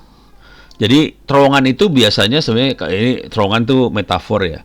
Tapi sebetulnya dalam secara teknis adalah semua paket yang dikirim dienkripsi supaya nggak kelihatan. Dengan cara itu kita bisa masuk ke sana. Nah, di sebelah sini harus ada yang buka terowongannya supaya jadi traffic biasa lagi. Nah, ini di sini kita pasang alatnya buat terima traffic dari terowongan supaya bisa dibuka, nanti masuk ke server lagi, namanya VPN server. Dari fungsinya VPN seperti itu sih sebenarnya. Aslinya VPN seperti ini. Ada admin di luar, pakai terowongan, masuk ke VPN server. Di VPN server nanti datanya dibuka jadi data biasa lagi. Ini bisa komunikasi ke server, dari komunikasi server dibalikin ke VPN server, dimasukin terowongan ke admin yang ada di luar. Dengan cara ini hacker nggak bisa ngelihat apa yang dilakukan di sini. Hacker nggak bisa ngehack. Susah buat hacker ngehack. Kira-kira tekniknya kayak gitu. Cuman yang dagang-dagang ini ada VPN segala macam, harganya 500.000, harganya ini 9.000 perak, ada yang 15.000, ada 10.000, ada 20.000 perak. Nah, ini kira-kira kayak gini nih. Nih kita rubah. Jadi mereka ini ada terowongan masuk ke VPN server, tapi VPN servernya tidak dimasukin ke dalam kampus ini. VPN servernya ditaruh ke internet lagi. Jadi ada di dalam internet, ini dimasukin ke internet sih sebenarnya. Jadi kita masuk ke VPN server, dikeluarin lagi ke internet. Jadi internet masuk ke internet sih sebenarnya. Jadi yang ini VPN ini internet masuk ke internet sebetulnya. Nah, cuman ini tergantung nanti kondisi VPN-nya ada di mana servernya. Bisa ditaruh di Singapura, bisa taruh di Eropa, ditaruh di Amerika, ditaruh di mana aja nih VPN. Akibatnya pas keluar dari sini, orang nyangkanya ini kan nomor komputernya, IP address-nya sudah berubah pakai IP address VPN server. Tergantung keluarnya di mana, kita akan nyangka dia di tempat keluar tadi. Jadi walaupun kita ada di Indonesia, pas lewatin terowongan VPN ini, pas keluar, kita ada di dunia lain. Bisa di Amerika, bisa di Eropa, di segala macam. Nah, ini yang harganya segini tadi. Nah, pertanyaan pertama, bisa nggak orang yang operasi VPN server ini menyadap apa yang kita komunikasikan? Jawab singkatnya, bisa. Jadi, admin si VPN server bisa nyadap. Tapi biasanya VPN server yang harganya mahal, misalnya kalau cuma 2.000 perak murah. Apalagi yang free, yang gratis. Mereka memang hidup dari nyadap itu. Jadi mereka pasang VPN murah-murah, udah gitu dia sadap gitu. Nah, kalau yang agak mahalan, yang belasan ribu atau puluhan ribu rupiah, kemungkinan dia akan lebih sopan, dia tidak akan nyadap gitu. Nah, itu yang pertama, nyadap. Yang kedua, konsekuensinya kalau kita pakai VPN server, apakah semua blokiran-blokiran yang dipasang oleh Kominfo ini tembus nggak sama VPN server, akan berlaku nggak? Karena kita keluarnya bisa di Amerika, kita keluarnya bisa di Eropa, Jepang, dan sebagainya, blokiran-blokiran yang dilakukan oleh Kominfo ke situs judi segala macam jadi nggak berlaku sih. Karena blokiran itu hanya terjadi di provider Indonesia aja. Jadi caranya para penjahat-penjahat Ya kadang-kadang saya juga ngerjain juga sih. Jadi kalau kita pengen nggak keblokir sama Kominfo, kita akan pakai VPN server ke luar negeri dulu. Nanti dari luar negeri baru masuk ke web-web yang ngaco-ngaco. Jadi kita pakai VPN server buat seperti itu. Kira-kira seperti itu. Ini adalah VPN. Jadi VPN aslinya buat buat masuk ke kantor, masuk ke server, kemudian dirubah supaya kita bisa dari internet masuk ke internet lagi. Gitu. Kebayang ya, mudah-mudahan agak kebayang lah. Kita biasanya pakai VPN server buat kalau yang anak-anak Gen Z ya, kita pakai VPN server buat nge-bypass blokiran Kominfo sih sebenarnya. Jadi supaya nggak keblokir situs pornonya segala macam, mereka pakai VPN server. Tapi mereka pakai yang free, yang gratisan sih. Jadi ya udah kacau semua lah dunianya sebenarnya. Nah ini harganya segini kayak gini-gini nih harganya parah banget, ngeri, harganya murah sekali. Nah, dah, ini VPN. Sekarang ke enkripsi. Oke, saya punya waktu sekitar setengah jaman ya. Kalau ada pertanyaan silahkan ditanyakan. Nah, sekarang enkripsi kira-kira kayak gini. eh saya kasih lihat efeknya kalau nggak dienkripsi ya. Perasaan saya udah ngasih waktu di hari pertama sih sebenarnya. Coba saya ulang aja nggak apa-apa lah ya, biar biar ingat lagi lah. Saya akan nyadap pakai Wireshark. Ini buat nyadap Wireshark. Oke, ini lagi nyadap sekarang. Oke, sekarang saya akan sadap any port, capture, capture, start. Wes, ini dahsyat banget sadapannya. Saya akan di sini ada server tadi. Kalau masih ingat tadi ada di sini ada server 192.168.0.209. Itu server buat latihan perangnya. Di server itu ada webmail sih sebenarnya 192.168.209 Squirrel Mail. Oke. Saya akan coba masuk ke servernya. Nih, username-nya Ono. Passwordnya saya masukin. Nih ya, saya masukin password. Oke, bisa kedetek nggak sama si Wireshark-nya? Oh, udah saya demoin kalau nggak salah ya, tanggal 13 September nih, ada catatannya 13 September nih. Oke, ini udah pernah saya demoin nih berarti ya. Oke, cuman saya pengen ngasih lihat bisa nggak ke sadap mana di Wireshark ini, dia Wireshark-nya. Saya capture stop 192.168.0.209. Sorry, salah. IP ad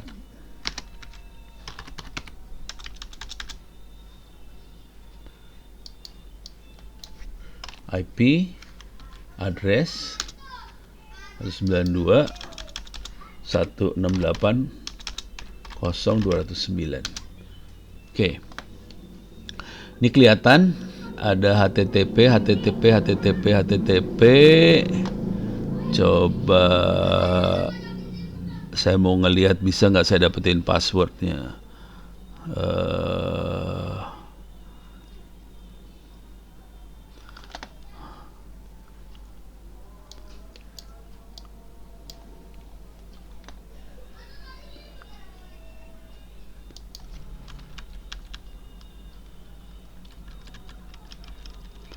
Saya lagi nyari password di sini nih.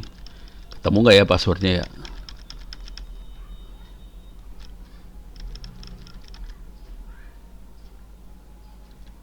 Oh, ini ada login.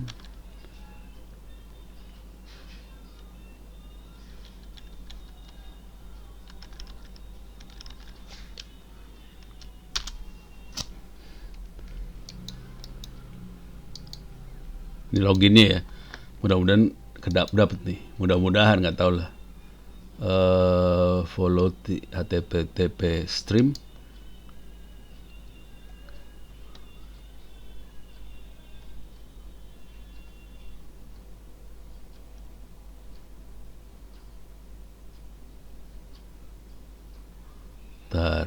Mana password? Nggak kelihatan.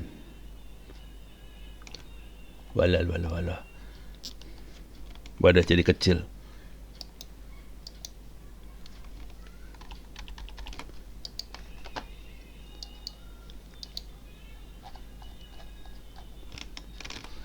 Coba saya search aja, Ctrl F, nggak bisa dikontrol. Oh, coba.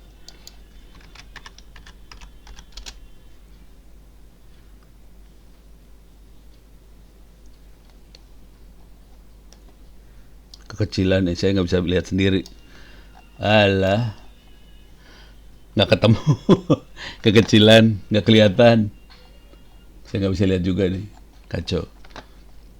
Coba ulang. Kita ulang, kalau gagal ya udah. Tapi kira-kira caranya kayak gini sih.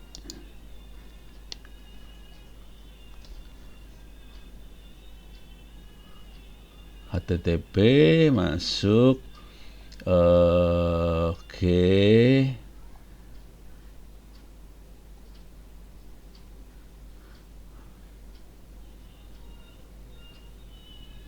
Oh, ini langsung PNG.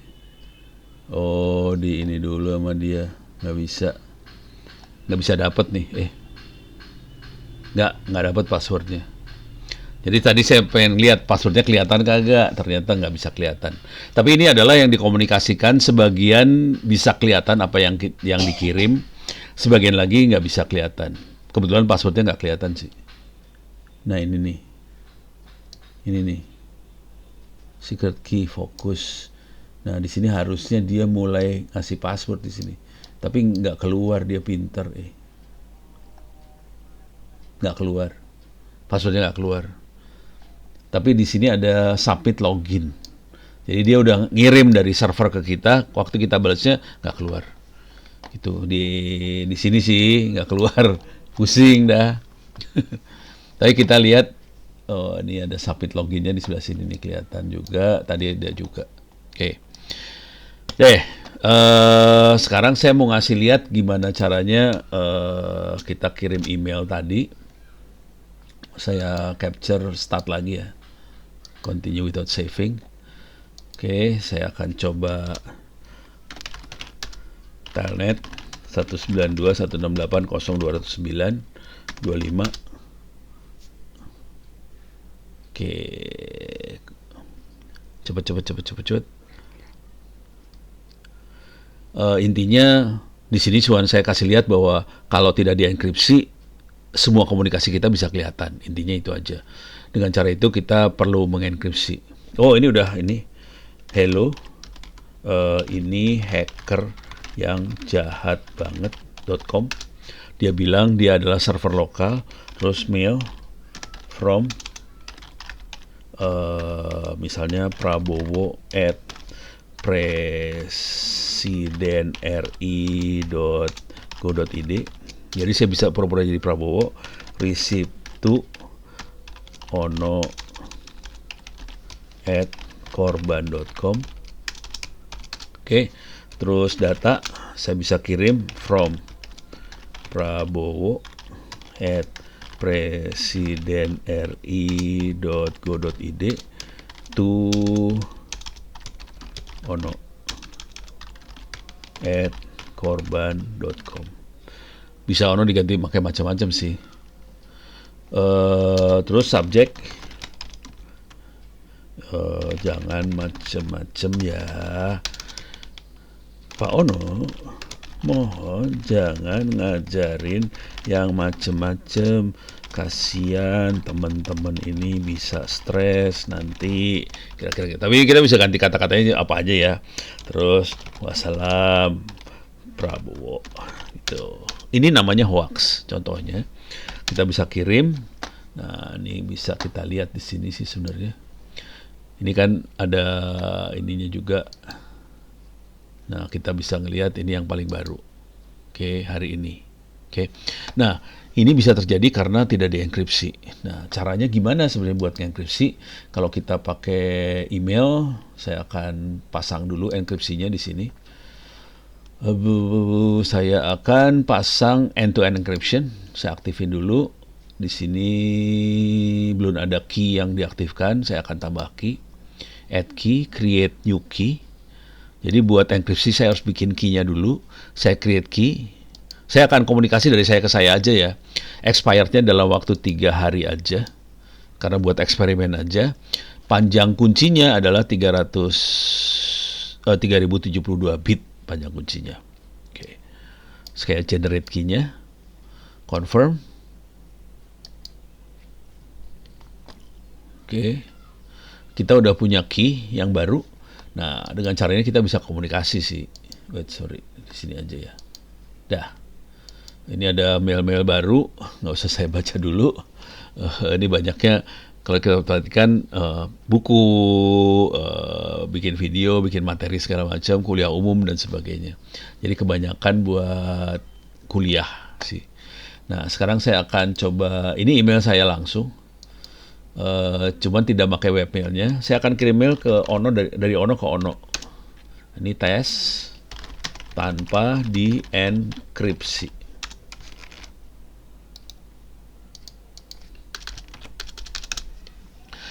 Oke, kalau saya kirim,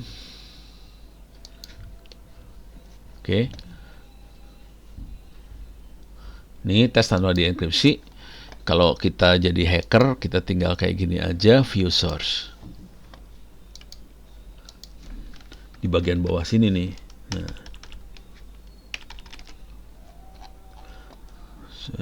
ini saya geser dulu. Kelihatan kita bisa baca teksnya. Nah, di sini juga di Wireshark-nya juga kita bisa lihat sih sebenarnya. Stop.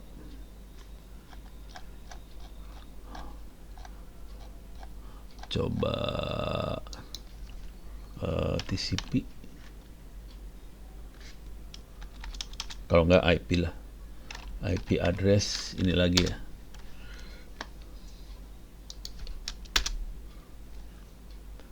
Oh, nah ini dia. Nih. Kali ini yang tadi ya. Coba kita lihat yang ini, kita bisa pilih salah satu, ada SMTP, Simple Mail Transport Protocol, komunikasinya. Nah, kita bisa analyze follow TCP stream. Jadi kita bisa lihat komunikasi emailnya. Kalau ini yang tadi yang Pak Presiden Prabowo tadi ya. Oke. Nah, kalau yang ke internetnya kita harus pakai alamatnya Indonet sih sebenarnya. Protokolnya.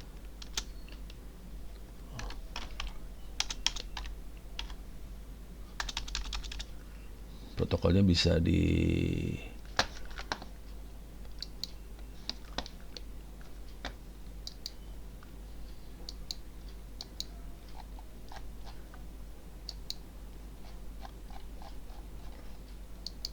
nggak bisa disortir.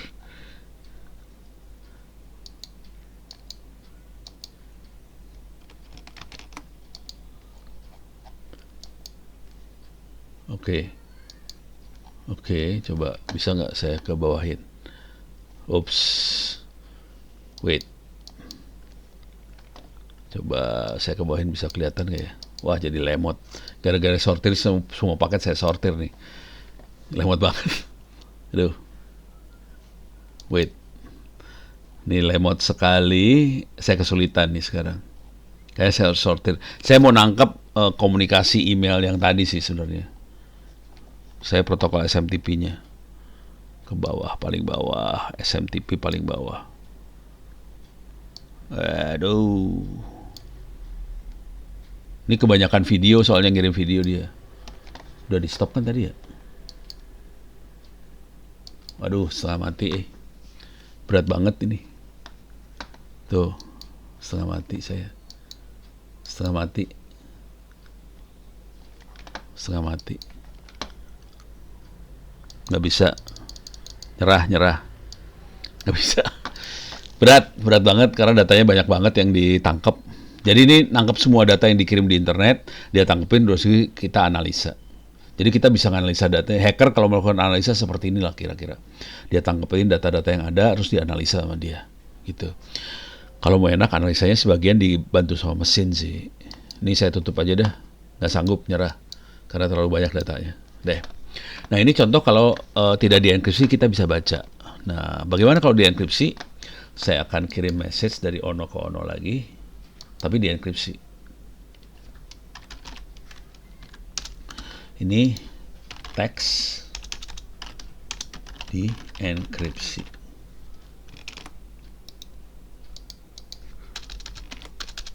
Teks akan dienkripsi. Cara mengenkripsinya gampang karena saya udah bikin key untuk komunikasi dari saya ke saya. Nanti kalau ada komunikasi sama orang lain, kita harus share kunci sama orang yang mau dikomunikasikan. Cara mengenkripsinya cuma gini aja. Ini ada tulisan encrypt, saya klik. Deh, ini kondisinya teksnya akan di-encrypt kalau dikirim. Saya akan kirim. Ini dengan kondisi di-encrypt. Oke, dia lagi ngirim. Nah, kalau udah dikirim dengan kondisi di-encrypt, siapapun tidak ada yang bisa baca. Nih, biar dia ambil lagi. Nah, kelihatan tuh ada mail baru masuk. Subjeknya titik. Padahal tadi kita bikin subjeknya teks ini di-enkripsi. Jadi subjeknya titik. Akibatnya apa? Orang lain nggak akan bisa buka itu mail tadi kecuali yang dituju aja. Kebetulan tadi Ono menuju Ono lagi. Jadi yang bisa baca Ono aja. Dengan cara itu kita bisa teknik enkripsi yang ini ya. Teknik enkripsi ini hanya dibaca oleh si tujuan. Nah, teknik-teknik ini saya akan jelasin lagi terus. Teknik ini diatur dalam undang-undang informasi sama transaksi elektronik. Kan ada undang-undang informasi transaksi elektronik yang disingkat undang-undang ITE. Ini konsepnya seperti ini persis, gitu ya. Yang bikinnya memang orang yang bisa bikin ini sih. Oke, saya klik ini kebuka sekarang teks dienkripsi, kebuka sekarang. Ini ada gambarnya, ada slotnya. Bisa kita klik, kita bisa baca teksnya. Sekarang kita bisa baca teksnya karena saya yang dituju adalah saya dan saya bisa buka. Jadi kalau teman-teman Bapak Ibu pakai email, sebenarnya semuanya sih. WhatsApp juga caranya kayak gini sama aja. Nah, kita perlu mengimplementasikan teknik enkripsi ini supaya bisa memastikan bahwa yang baca hanya yang dituju. Orang yang tidak dituju tidak bisa baca. Nah, ini saya bisa ngasih lihat apa yang akan dilihat sama hacker. Saya akan masuk klik view source. Hacker akan melihatnya seperti ini sih sebenarnya. Saya gedein ya. Kalau ini nggak ada informasinya, ini cuma ngasih tahu mailnya lewat mana aja. Nah, ini message yang di-encrypt bentuknya kayak gini. Bikin PHP message, ya udah, nggak ada message-nya. Padahal tadi cuma satu kalimat aja, tapi nggak bisa kita baca. Message-nya kayak gini banget. Oke. Jadi ini kalau di-encrypt kayak gini, hacker nggak akan bisa baca. Kalau tadi kan hacker bisa baca ya. Nah, ini hackernya nggak bisa baca. Cuman kalau kita pakai dokumen, kita sering harus bikin tanda tangan digital di dokumen segala macam. Contohnya, mudah-mudahan saya bisa masuk ke server yang ada di Tangsel nih. Ini server di Tangsel, Amando, amankan dokumen. Yang bikin teman-teman di Tangsel ini bikin sendiri di Tangsel. Mereka bikin sendiri. Yang yang buat ngamanin dokumen ini, dokumennya tetap bisa dibaca, tapi kita bisa masukin tanda tangan digital. Jadi kalau udah mainan tanda tangan digital, nanti saya jelasin pakai email lagi. Ini bentuknya, nah ini saya akan lihat dokumen yang sudah, ini saya lihat, ini dokumen yang ini ya, yang tanda tangan lah.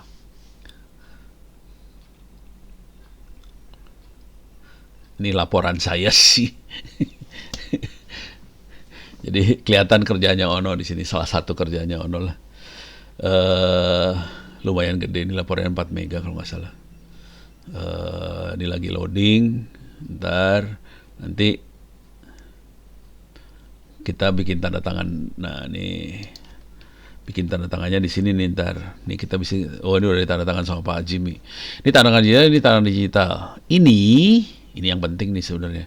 Bukan tulisan yang ini telah ditandatangan digital secara elektronik ini, bukan. Yang penting yang QR code yang ininya. QR code ini mengacu ke tanda tangan digitalnya sih sebenarnya. Tapi kalau dokumen dengan tanda tangan digital aja, tanda tangannya ada, dokumennya bisa dibaca. Kalau tanda tangan digital aja. Kalau kita encrypt, dokumennya nggak bisa dibaca, tanda tangan digitalnya ada dalam enkripsi. Kira-kira kayak gitu. Nah ini contoh yang dokumen di tanda tangan digital. Yang agak mengerikan sebetulnya ini kejadian sama menantu saya. Dia kebetulan kerja di DPRD DKI.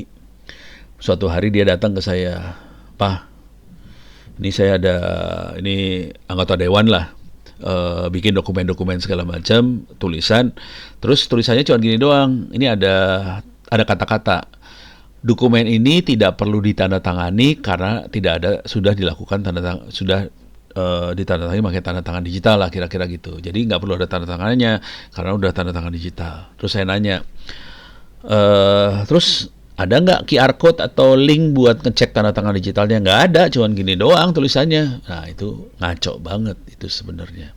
Jadi minta maaf, banyak sekali instansi lembaga yang salah mengerti tentang tanda tangan digital dan mikirnya cukup ditulis setelah ditandatangani secara elektronik tanda tangan digital, nggak perlu kasih link apa-apa. Ini URL ini isinya link tanda tangan digital tadi sih sebenarnya. Ini beda loh. URL yang QR code di sini sama QR code sini beda. Dua ini QR code-nya lain sih sebenarnya. Gitu ya. Nah, sekarang saya akan kasih lihat tanda tangan digitalnya bentuk aslinya seperti apa. Ini saya tutup aja. Saya akan masuk ke sini. Oke, saya akan kirim mail dari Ono ke Ono lagi, tapi yang ini teksnya dikasih tanda tangan digital. Oke, saya copy. Caranya tanda tangan digital gimana? Caranya cuma gini aja sih. Sebenarnya saya klik ini. Di sini ada digitally sign. Tapi kalau nggak di-encrypt, teksnya nggak akan di-encrypt sih. Kalau saya klik ini aja, kita lihat lagi, dia tanda tangan digital dimasukin sekarang. Encryptnya nggak dilakukan. Kita melakukan tanda tangan digital aja. Jadi bentuknya kayak ini, softwarenya free ya. Kalau Bapak Ibu mau tahu, ini saya yang pakai Thunderbird. Ini free, gratis. Jadi ini bisa jalan jadi mail kita tetap mail biasa. Kita bisa tetap pakai Gmail lah, kita bisa tetap pakai mail-mail yang lain. Cuman kita kasih pengaman tambahan, enkripsi dan sebagainya, dan dia ngatur enkripsi dan sebagainya ini di atas Gmailnya kita. Oke, nah ini udah saya tanda tangan digital, nggak kelihatan makhluknya di mana, nggak kelihatan, tapi tidak saya encrypt mailnya, saya akan kirim dengan kondisi dikasih tanda tangan digital. Saya kirim sekarang, nih dikirim, nanti kita masuk. Nah ini udah masuk, coba lihat. Nah kelihatan di atas ada teksnya dikasih tanda tangan digital, subjeknya bisa kita baca. Kalau kita klik di sini, teksnya tetap bisa kita baca. Tapi di sini ada tambahan nih, OpenPGP ini ngasih tahu bahwa ini yang tanda tangan si ini loh, bisa kita klik di sini. Nah, kita bisa lihat bahwa ini tanda tangan digitalnya bagus.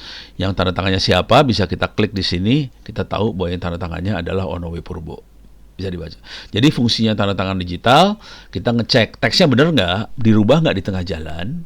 Apakah ada perubahan tengah jalan? Yang tanda tangan siapa? Yang tanda tangannya Ono. Kelihatan langsung di sini yang tanda tangannya Ono. Bentuknya seperti apa tanda tangan digital? Kita klik dulu ini teks. Saya akan view source. Source-nya akan kita lihat. View source. Nah, saya gedein. Tanda tangan digital yang benarnya bukan QR code, bukan URL. Tanda tangan digital benernya seperti ini, bukan public key block, bukan, nih dia. Ini tanda tangan digital. Sorry. Bentuknya seperti ini tanda tangan digital. Yang benernya, yang aslinya ya. Bentuknya kayak gini. Kemudian dirubah sama orang-orang supaya lebih manusiawi, gampang ngeceknya segala macam. Mereka bikin pakai QR code lah, pakai apa segala macam. Jadi ada tanda tangan digital yang benernya kayak gini. Dia akan ngasih KTP-nya kita, kasih kunci publiknya kita. Ini kita disebarin nih kunci publiknya di sini. Ini ada kunci publiknya. Ini key-nya kita. Kunci yang saya punya ya. Ini yang biasanya disebarin ke orang-orang. Ini dibutuhkan buat apa? Kunci publik ini dibutuhkan, ini kan public key block. Public key ini dibutuhkan untuk ngecek. Yang tanda tangan tadi siapa sih? Ono bener atau ono bohong. Ini pakai kunci publik ini, kita bisa ngecek. Gitu. Jadi nanti tanda tangan. Nah, tadi pertanyaannya teksnya di-encrypt kagak? Kan teksnya nggak di-encrypt. Teksnya ada di mana? Teksnya ada di sini nih. Bentar. Ini dia. Ini dia teksnya. Ini dia teksnya. Bentuknya kayak gini. Kan katanya nggak di-encrypt. Kok nggak bisa dibaca? Nah, ini agak kurang ajar waktu dia ngirim. Dia akan rubah teksnya pakai base 64. Bisa nggak kita rubah teks ini supaya kita bisa baca? Bisa kita rubah. Caranya gampang. Ini saya colong dulu teksnya. Klik kanan copy. Saya colong. Nah, sekarang saya masuk ke Google aja. Base 64 converter. Ini ada converter decode encode online. Saya paste di sini, kemudian saya decode. Nanti kita baca. Teksnya dikasih tanda tiga, keluar, bisa kebaca. Jadi kalau ini bukan enkripsi ya, kita cuma ngubah encoder decodernya aja sih. Itu kalau ini bukan enkripsi, bisa dengan mudah dibuka teksnya. Ini supaya orang keder duluan lah, teksnya nggak kebaca secara langsung di code pakai base 64 gitu deh. Jadi kira-kira kayak gitu. Oke, ini mudah-mudahan bisa memberikan gambaran. Saya sudah bahas enkripsi, VPN, firewall, password management, backup. Jadi yang topik hari ini kira-kira kayak seperti ini. Bisa lebih dalam lagi, cuman waktu tinggal 8 menit lagi, agak stres buat ngedalaminnya. Kalau ada pertanyaan silakan ditanyakan. Minggu depan kita akan bahas soal bagaimana kita melakukan audit. Ini berat-berat gak berat, ini lebih ke prosedur. Bagaimana kita mengaudit manajemen security yang ada di kantor, melakukan respons terhadap insiden segala macam, dan melakukan forensik seperti apalah kira-kira. Oke. Mungkin jadi ini sebagian adalah bagian dari proses perencanaan. Waktu kita merencanakan sistem, kita harus audit sih sebenarnya. Ini audit di perencanaan sistem. Kalau ini yang dua ini adalah kalau ada kejadian apa yang harus kita lakukan. Proses forensik itu seperti apa. Dua-dua ini saya akan coba bentuknya agak santai, praktek supaya bisa kebayang. Tapi ini yang fatal di sini dah. Kalau pertama kali yang biasanya fatal di sini. Oke. Fatalnya karena banyak banget dokumen yang harus disiapkan. Sebagian besar kementerian lembaga itu jatuh karena tidak bisa nyiapin dokumen-dokumen tadi. Jadi kita perlu banyak nyiapin dokumen-dokumen supaya waktu diaudit jadi bagus. Cuman kalau boleh saran, jangan cuma nyiapin dokumen aja. Tolong kalau bisa juga dipraktekkan, dilatih ini semua supaya bukan hanya sekedar dokumen yang bagus, tapi memang juga pengetahuannya juga bagus sih. Sebagian besar dari kementerian lembaga segala macam banyaknya nyiapin dokumennya aja, tapi si karyawan, si pegawai segala macam, semua staff tidak dilatih, akibatnya bisa jebol. Oke, karena saya punya waktu sekitar 5 menit lagi, saya kasih lihat sedikit dah.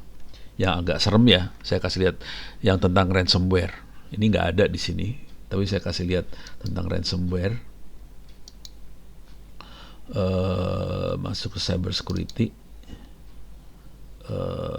Saya akan masuk ke ransomware. Ini dia. Ini dibikin sama teman-teman di Cyber Army. Apa yang dilakukan oleh, kalau Bapak Ibu tahu, ransomware adalah yang nyerang pusat data nasional, PDN, itu dijebolinnya pakai ransomware. Ini saya coba ketengahin ya. Oke. Jadi pusat data nasional jebolnya sama ransomware. Kemudian yang dilakukan sama ransomware, yang sebagian besar orang tahu, ransomware akan mengenkripsi semua filenya kita. Akibatnya kita nggak bisa buka enkripsinya. Nah, supaya bisa dibuka, seringkali si penyerang atau hackernya minta duit, kira-kira gitu. Kenyataannya lebih parah dari itu sih sebenarnya. Ini ransomware simulator yang dibuat sama teman-teman Cyber Army di Bandung lokasinya. Cuman ini dia pakai bahasa Inggris semuanya karena target dia internasional. Dia dalam contoh ini dia menyebarkan 2 ransom, satu dikena di Sumatera, satu di Jawa. Oh, ada empat korban. File yang kena 13, yang dienkrip 3, total ransomnya 1 disebarin ke sini. Ini tersebar korbannya di dua lokasi, di Sumatera sama di Jawa. Oke, kelihatan di peta langsung. Kemudian kalau jadi si hacker waktu dia nyebarin si ransomnya, dia punya dashboard, dia punya apa ya, apa ya dashboard. Jadi kita bisa lihat langsung apa yang terjadi sama ransom yang dilepasin. Kita bisa lihat PC-nya nomornya berapa, nama komputernya apa, sistem operasinya apa, berapa bit, hardware ID-nya berapa, bisa dilihat semuanya. Dan dari nomor 3672 205 segala macam ini, dia bisa tahu lokasi komputernya ada di mana. Makanya dia bisa tahu dia ada di Sumatera, ada di mana segala macam dari nomor ini sih sebenarnya. Nah, jadi dia waktu nyebarin dia bisa lihat ini semua. Jadi si hacker ngontrol banget. Dia nyebarin mana yang kena, dia bisa lihat loh. Hati-hati. Nah, terus apa yang terjadi waktu si ransomware nyebar? Yang pertama kali dilakukan sama ransomware adalah dia upload semua file datanya kita, upload. Selesai diupload, dia encrypt file-filenya. Nah, ini yang jadi masalah besar. Sebagian besar, ini ransomware yang baru-baru ya. Ransomware yang baru-baru ngerinya kayak gini. Karena selain dia nge-encrypt, dia nggak akan ngupload data. Bayangkan, data keambil, data ada kopiannya di hacker. Kemudian data di-encrypt. Udah gitu kan kita pusing karena data di-encrypt. Udah itu hackernya minta ransom kan. Kalau Anda nggak bayar sekian, saya nggak akan kasih key-nya, si data tidak akan bisa dibuka. Akhirnya sebagian orang bayar. Ini jujur ya, kalau pemerintah biasanya nggak bayar. Karena memang nggak ada anggarannya buat seperti itu. Tapi kalau swasta bayar loh.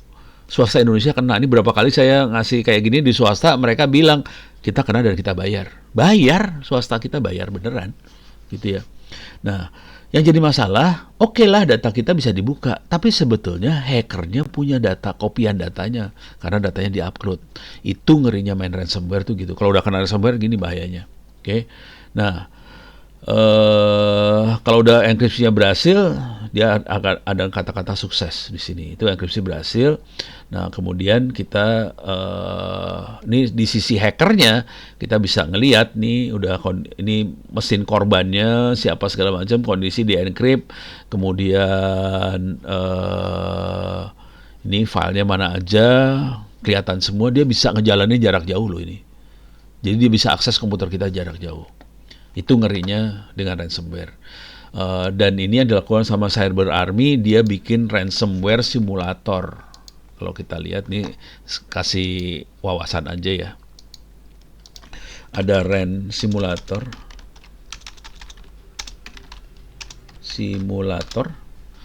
Ini yang bikin teman-teman Cyber Army. Jadi kita bisa bikin simulator ransomware. Ransomware ini bisa disebarkan di kantor. Kalau ada komputer yang kena, kita bisa lihat komputer mana yang kena dan kita bisa tegur komputer. Jadi ini buat latihan sih sebenarnya, bukan buat nyerang beneran. Tapi dia perilakunya kayak yang nyerang beneran sih. Tapi buat latihan doang. Dengan cara ini kita bisa tahu siapa yang abai, nggak dengerin petuah segala macam, tegur semua urusannya. Gitu. Oke.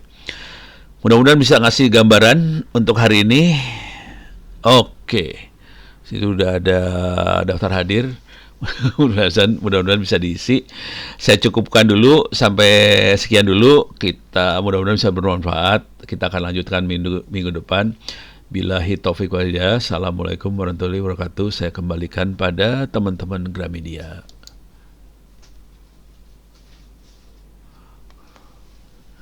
Sama.